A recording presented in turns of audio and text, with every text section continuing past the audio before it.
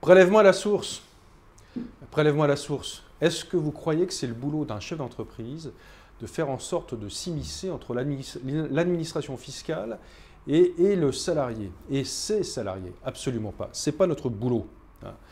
Donc, partant de ce constat, le gouvernement a choisi d'entériner ce projet de loi, encore un autre projet, qui devrait être effectif au 1er janvier 2019. Alors, tout d'abord, un constat. Vous savez qu'en France, il y a un taux de recouvrement de l'impôt, l'IRPP, l'impôt du revenu des personnes physiques, qui est de 98%. Donc, difficile de faire mieux. Le prélèvement à la source, peut-être pourra-t-il améliorer ce taux de réussite, mais rien n'est moins sûr. Donc, ce n'est pas tellement un sujet de performance en matière fiscale. Deuxièmement, une chose beaucoup plus embêtante, c'est que c'est un coût qui a été calculé par la Cour des comptes, entre autres, qui a bien vu que pour les petites entreprises, ce coût était supérieur aux grandes entreprises, puisque l'amortissement se fait sur moins de fiches de paye que dans une grande entreprise. C'est une évidence, mais c'est un coût. Lorsque vous recevez votre taxe foncière, votre taxe d'habitation, par exemple, vous voyez, il y a une petite ligne, frais de gestion.